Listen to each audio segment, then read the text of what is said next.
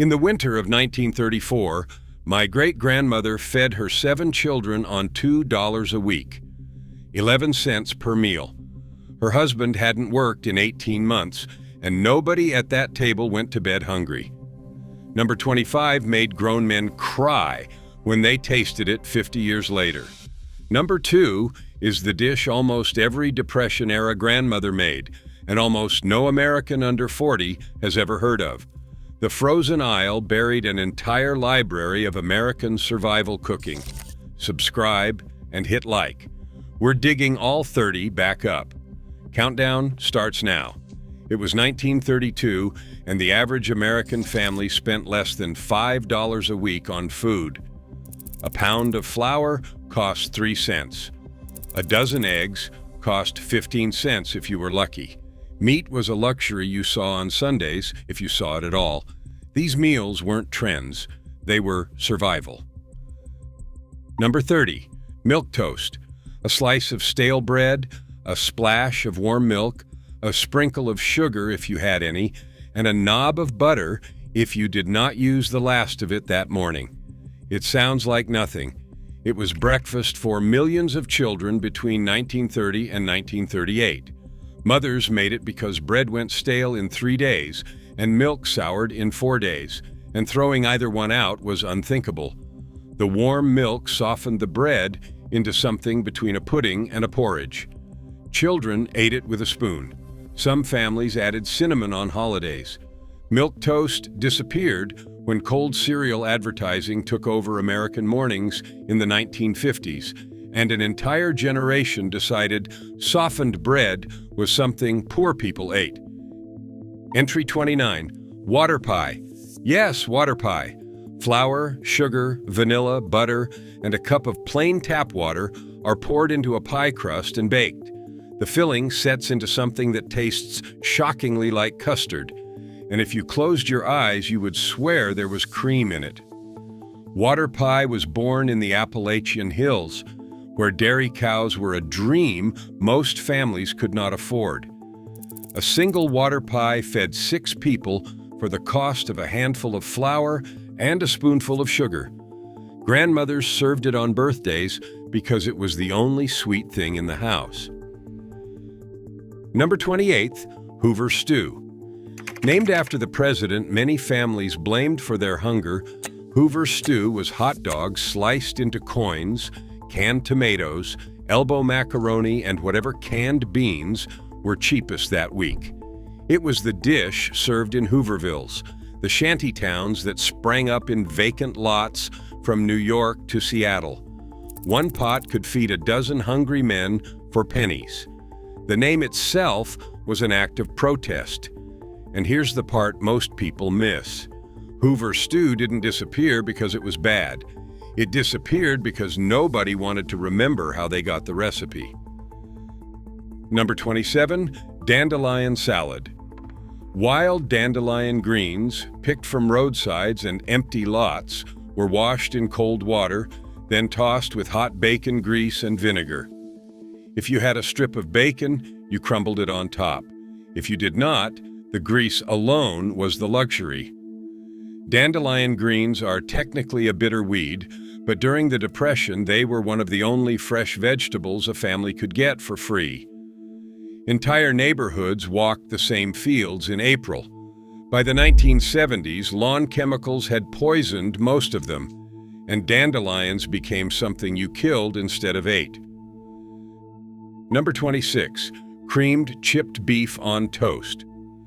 The military later called it something unprintable, but during the Depression it was dinner.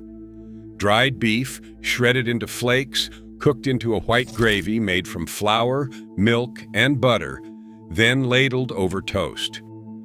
A small packet of dried beef could feed a family of 5 for under a nickel. It was salty, creamy, filling, and it did not require refrigeration. Farmers made it for breakfast. Mothers made it for supper. It vanished when people stopped trusting anything that came out of a jar on the shelf. Number 25th, Sunday chicken and dumplings. This is the one that made grown men cry. A single chicken, usually an old laying hen past her prime, simmered for 3 hours until the meat fell off the bone. Into the broth went flour dumplings the size of golf balls, soft as clouds. One chicken fed 8 people on a Sunday afternoon, and the leftover broth became Monday's soup and Tuesday's gravy. Depression kids remembered the smell of dumplings steaming in the kitchen for the rest of their lives. It was the meal that said things might get better, and somehow it gets worse. Grocery store rotisserie chickens replaced the Sunday bird, and an entire family ritual died in a plastic clamshell. Number 24, potato pancakes. Grated raw potato, a single egg if you had one, a spoonful of flour, salt, and hot bacon grease in a cast iron skillet. Polish and German immigrant families made them every week. During the Depression, they became a cross-cultural survival food because potatoes were the cheapest calorie in America. 3 potatoes, half an onion, and a quarter cup of flour could feed a family of 4. They were crispy on the outside, tender inside, and impossible to mess up. Frozen hash browns killed them in the 1960s. Mock apple pie. No apples, Ritz crackers, water, sugar, cinnamon, cream of tartar, and lemon zest baked into a pie crust. It sounds absurd, and it tastes shockingly like apple pie. The recipe was printed on the back of the Ritz cracker box starting in 1934, and desperate mothers baked thousands of them for their kids who missed real fruit.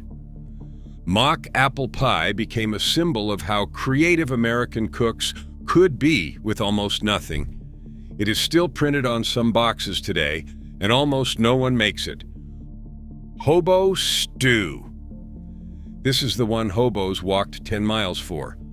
A pot simmered over a wood fire near a railroad yard, with every man who showed up contributing whatever he had. A turnip, a carrot, a handful of beans, a strip of fatback, a wild onion, a potato, a chunk of cabbage, a sliver of cured ham if someone had been lucky that week. The POT never stopped cooking. New ingredients went in, stew came out. It fed hundreds of men across thousands of train yards between 1930 and 1939. The recipe was never written down because there was no recipe. There was only the pot and whatever the day had given you. Number 21, Depression breakfast bread. Flour, water, salt, a pinch of sugar, and a half teaspoon of baking soda mixed into a shaggy dough and pan-fried in a dry, cast iron skillet. No yeast, no rise time, no oven. It looked like a thick tortilla and tasted like a hot biscuit. Mothers made it in 5 minutes on mornings when there was nothing else in the pantry.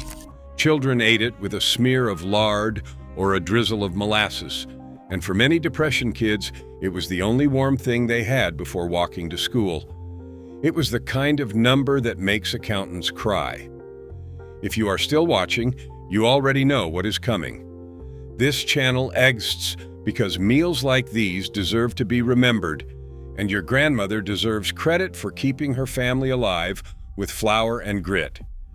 Hit that subscribe button so more of these stories find more people, and drop a like to tell the algorithm these meals still matter. Back to the countdown. Number 20, bean sandwich. A slice of white bread, a spoonful of cold baked beans, another slice of white bread. That was dinner for millions of Americans between 1931 and 1935. Sometimes there was a sliver of onion, sometimes a shake of pepper. That was it. Kids carried them in tin lunch pails to schools across the country, and nobody thought it was strange because everyone else had one too. Bean sandwiches quietly vanished the moment peanut butter became affordable. But for a decade, they were the lunch that kept an entire generation standing. Number 19, hot water cornbread. Cornmeal, salt, boiling water, and a spoonful of bacon grease, shaped into small, flat cakes and fried in a cast iron pan. That's the entire recipe. No eggs, no milk, no flour, no sugar. It originated in black Southern kitchens long before the Depression, but the Depression turned it into a national survival food because it cost almost nothing and filled a hungry stomach in minutes. You could make 12 cakes for under 5 cents. Southern grandmothers made them every single day. Most of their grandchildren have no idea the recipe ever existed. Number 18, goulash. Not the Hungarian kind.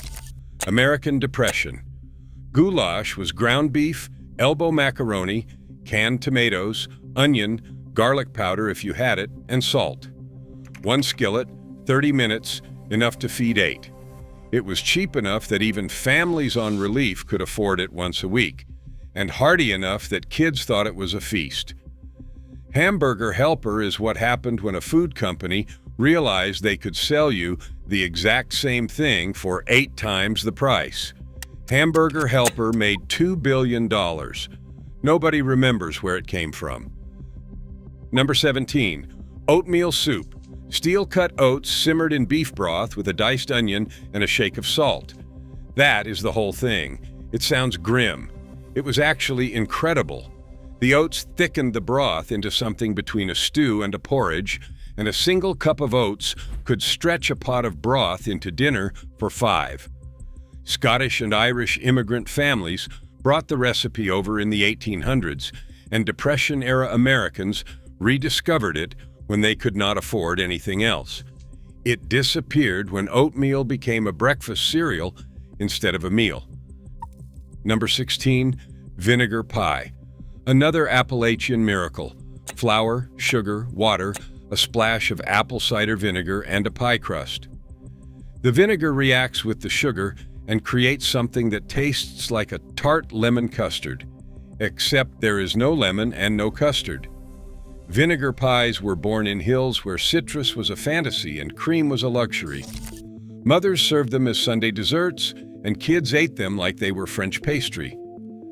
Most modern Americans would not recognize the recipe if you handed it to them. Number 15, cowboy beans. Pinto beans, a quarter pound of salt pork, an onion, brown sugar, and a splash of molasses simmered over a low fire for 6 hours until the beans were creamy and the pork was falling apart. A pot of cowboy beans fed a bunkhouse of ranch hands for pennies a day, and during the Depression it fed entire rural families across the Southwest. The smell of beans cooking all afternoon was the smell of dinner being guaranteed. Canned baked beans ended the tradition in the 1950s, and the slow fire went out. Number 14, bread pudding, stale bread. That's the ingredient that lived in the coffee can under the sink, waiting to be resurrected. Mothers saved every heel, every dry slice, every forgotten piece of crust, and once a week they turned all of it into bread pudding with eggs, milk, sugar, cinnamon, and raisins if they were feeling fancy. A pan of bread pudding could feed a family of 6 as dessert or as breakfast the next morning. It wasn't just frugal, it was genuinely delicious. Boxed cake mix killed it. Number 13, fried cornmeal mush. Cornmeal cooked into a thick porridge, poured into a loaf pan, chilled overnight until it set like pudding, sliced into slabs, and pan-fried in bacon grease until golden. You ate it with maple syrup if you had it, molasses if you did not, and plain salt if you had neither. One batch lasted 3 days. Appalachian and Midwestern families made it constantly. Fried mush was so common that it became a punchline for poverty, which is exactly why proud families stopped making it the moment they could afford something else. Number 12, tuna wiggle. Canned tuna, canned peas, and a white sauce made from flour and milk poured over toast or saltine crackers. It was the fancy version of creamed chipped beef. Mothers made it when the household had extra nickels for a can of tuna, and children fought over the last spoonful. Tuna wiggle was the kind of meal that made you feel like you were eating in a restaurant, even if the restaurant was your own kitchen and the tablecloth was a flour sack. Casserole culture in the 1950s buried it. Number 11, cornflake casserole. This one cost exactly 4 cents to make in 1933, and it fed a family of 5. A box of crushed cornflakes, a can of condensed milk, a spoonful of sugar, and a handful of raisins baked until the top was crispy. It tasted like a warm breakfast cereal pudding, and kids thought it was dessert. The recipe came from a Kellogg's promotional pamphlet handed out at grocery stores during the worst years of the Depression, and mothers across America clipped it and kept it in their recipe boxes for decades. We are a third of the way through. If you are finding value in this countdown, subscribe for more forgotten American food history and hit the like button to help these meals get remembered. Now, back to it. Number 10, salmon croquettes. A can of pink salmon, a handful of cracker crumbs, 1 egg, a diced onion, and a spoonful of flour shaped into patties and pan-fried in bacon grease. Canned salmon was one of the cheapest proteins in America during the Depression because nobody wanted the dark pink kind, and canneries were practically giving it away. Mothers served salmon croquettes on Friday nights because Catholic families could not eat meat, and even non-Catholic families adopted the habit because it was cheap. The recipe survived until frozen fish sticks arrived in 1953. Number 9, liver and onions. Cow liver was the cheapest meat in the butcher case during the Depression because most Americans were squeamish about organ meat. Mothers bought it anyway because it was packed with iron, and their children were underfed. A half-pound of liver, sliced thin, dredged in flour and pan-fried with caramelized onions, fed a family of 4 for the cost of a candy bar today. Depression kids remembered it as love on a plate. Their grandchildren remembered it as the reason they moved out. Softened cabbage leaves wrapped around a filling of rice, onion, a little ground meat if available, and seasoning, then simmered in tomato sauce for an hour. Polish, Ukrainian, and Russian immigrant families brought cabbage rolls to America, and the Depression turned them into a survival staple because cabbage was a penny a pound. A single head of cabbage could wrap 20 rolls. 2 heads could feed a wedding. They quietly disappeared when deli counters started selling them as an ethnic specialty instead of a weekly dinner. Number 7, corned beef hash. Leftover corned beef, diced potatoes, a chopped onion, and bacon grease, all crisped together in a cast iron skillet until the bottom was brown and crunchy. Families bought a cheap cut of corned beef on Sunday, ate half of it with cabbage, and turned the rest into hash for the next 3 mornings. A single brisket produced 4 meals. Canned corned beef hash replaced it in the 1950s, and the homemade version became a diner dish nobody bothered to make at home. A leftover ham bone with scraps of meat still clinging to it, a bag of dried navy beans soaked overnight, a diced onion, a carrot, a rib of celery, and water. Simmered for 4 hours until the beans were creamy and the broth was smoky. 1 ham bone could make 2 massive pots of soup, and each pot fed a family for 2 days. Church potluck grandmothers were famous for their ham and bean, and for decades it was the dish you brought to funerals. Canned soup ended the tradition. Number 5, Johnny cakes. Cornmeal, salt, boiling water, and a spoonful of lard or bacon grease are mixed into a thick batter, then fried on a hot griddle like pancakes. Johnny cakes were a colonial-era recipe that came back in force during the Depression because they were cheaper than any other breakfast. Rhode Island still claims them as a state food, but most of the country has completely forgotten that they were once a daily meal for millions. A stack of Johnny cakes with molasses was considered a good breakfast. A stack with butter was a holiday. Canned peas, a white sauce made from butter, flour, and milk, poured over a slice of toast. It sounds bland. It was somehow magical. Depression mothers served it as dinner when the pantry was almost empty, and kids remembered the creamy, salty richness of it for the rest of their lives. A can of peas cost a nickel. A cup of milk cost 2 cents. Dinner for 4 cost under a dime. Frozen peas in plastic bags killed the dish by making fresh peas feel obsolete. Number 3, shit on a shingle. Yes, that's what everyone called it. The polite name was creamed beef on toast, but nobody used the polite name. It was dried beef cooked into a peppered white gravy and ladled over toast. It was so common in church potlucks during the late 1930s that some congregations actually banned it because people were embarrassed to admit they still ate it at home. Mothers made it because it was warm, filling, and cost almost nothing. Kids loved it. Husbands ate it without complaint. It was depression comfort food at its most perfect, and its reputation as a punchline is the only reason anyone remembers it at all. This is the dish almost every Depression-era grandmother made, and almost no American under 40 has ever heard of it.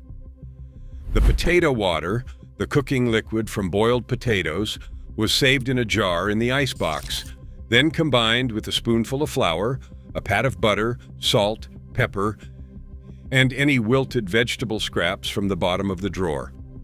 Simmered for 20 minutes, it became a surprisingly rich and creamy broth, one that tasted like something from a fancy restaurant. The starch from the potato water thickened the soup naturally.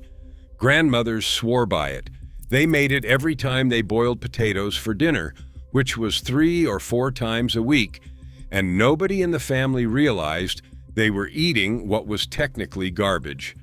Potato water soup disappeared because nobody saves potato water anymore. We pour it down the drain. Our great-grandmothers would be horrified. Number 1, Hoover's dinner, or just supper, depending on where you lived.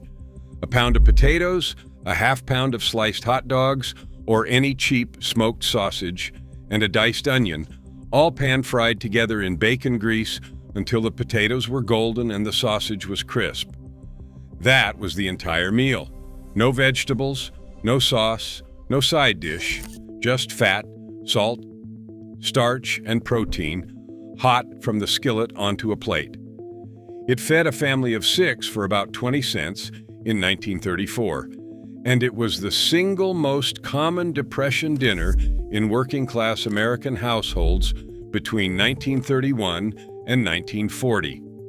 Your grandfather probably ate it 3 times a week as a child and never mentioned it because for his entire adult life, the poor man's meal was the meal that reminded him his family had been poor. So he stopped making it. His kids never learned the recipe. His grandkids never heard the name.